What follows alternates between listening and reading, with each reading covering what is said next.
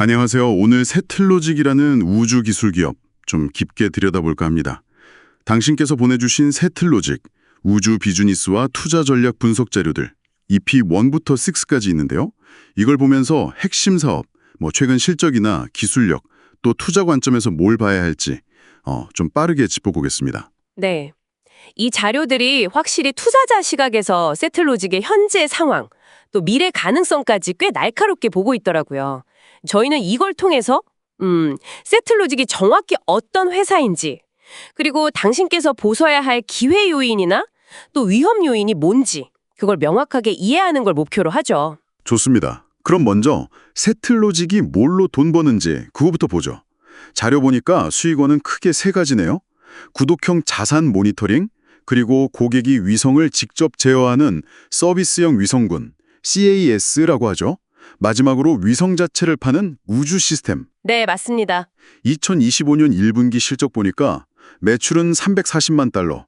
조금 늘긴 했는데 순손실이 3,260만 달러로 오히려 커졌어요. 네, 그렇죠. 재무적으로 보면 좀 아슬아슬해 보이긴 하죠. 근데 여기서 진짜 주목할 게 있어요. 바로 4월에 나온 3천만 달러짜리 계약인데요. 이게 AI 기반 위성 계약입니다. 3천만 달러요? 큰데요. 네, 꽤 크죠. 단연 계약이고 여러 고객, 브라질이나 싱가포르 같은 곳들을 묶어서 진행하는 건데 위성 자체에서 AI 분석을 돌려서 거의 실시간으로 결과를 준다는 거예요. 이런 상황에서 이 정도 규모 계약이 나왔다는 건 단순 매출 이상이죠. 기술력을 보여주는 신호니까요. 그 계약의 핵심 기술이 바로 알레프 플랫폼이군요. 자료 보니까 웹이랑 API로 과거 이미지 찾고 새로 찍어달라고 요청하고 결과 받고 이 모든 걸 통합했더라고요. 예를 들면 강남역 주변 L1B 썸네일 보고 L1C 원본 주세요. 이런 식이 가능한 거죠. 맞습니다. 그 촬영 요청, 태스킹 과정을 좀 더 보면요. 특정 시간, 장소에 찍을 수 있는지 먼저 확인하고 어널리시스 API라고 하죠. 그 다음에 실제 예약을 하는 겁니다. 6월 20일 오후 2시에서 4시 사이에 남산타워 촬영 가능. 이런 식으로요. 오, 구체적이네요. 네. 그리고 곧 가이아라고 자연어 인터페이스도 들어온대요. 그러면 이제 지난 6개월간 LA 공항에 비행기 몇 대 있었어. 이런 질문도 가능해진다는 거죠.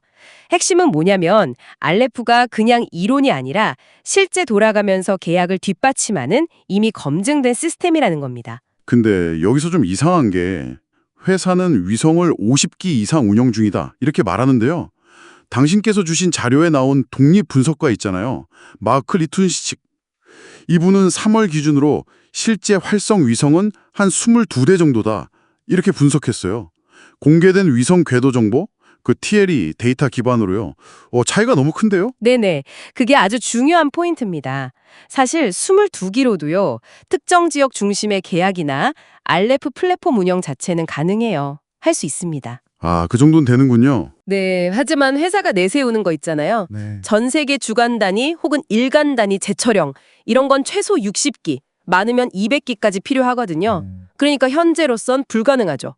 50기 최대만 갖추려고 해도 위성 만드는 비용, 기당 1,000만 달러 아래라고는 하지만 거기에 발사 비용, 기당 한 150만 달러 잡으면요. 최소 1억 5천만 달러. 네, 1억 5천만 달러 이상이 필요해요.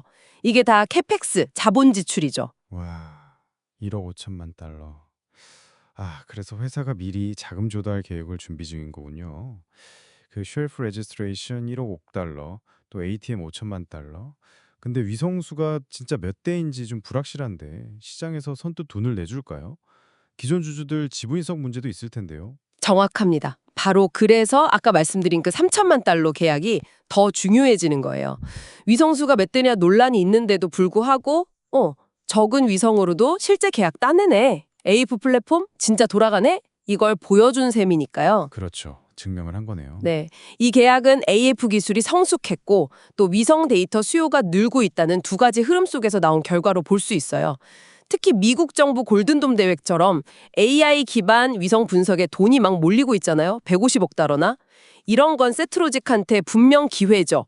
저비용 고빈도 위성하고 AI 플랫폼 조합. 이게 시장이 원하는 거랑 맞아 떨어진 겁니다. 이제 진짜 중요한 질문은 이거죠. 이런 계약이 또 나올 수 있느냐? 그게 관건이겠네요. 근데 다행히 위성술 준비는 된 것 같아요. 자료 보니까 2022년에 스페이스X랑 최대 68기 발사 계약 맺었다면서요. 그럼 뭐 돈만 있으면 바로 쏘아 올릴 수 있다 이런 얘기죠? 그렇죠. 발사 슬롯 자체는 확보된 셈이에요. 근데 앞서 말했듯이 만들고 쏘는데 필요한 그 막대한 자금, 1억 5천만 달러 이상, 이걸 조달하는 게 진짜 관건입니다. 이미 자금 조달 키를 쉘프 레지스트레이션 ATM은 터놨지만 시장 신뢰가 낮으면요, 증자가 어렵거나 기존 주주한테 아주 불리한 조건으로 진행될 수 있거든요. 아, 그렇죠. 결국은 추가 계약 실적을 계속 보여줘서 신뢰를 회복하고 그래야 자금을 성공적으로 조달해서 위성을 늘릴 수 있는 거죠. 정리하면 발사 준비 오케이, 자금 확보는 노력 중, 근데 계약 없으면 다 소용없다. 뭐 이런 상황입니다. 그럼 마지막으로 수익성 전망을 좀 보죠. 1분기 매출 440만 달러. 이걸 그냥 단순 연원산하면 한 1,360만 달러 되나요? 여기에 아까 그 에이펙 계약 3천만 달러짜리 만약 3년 계약이라고 치고 연간 1,000만 달러씩 더하면 연 매출이 한 2,360만 원 수준.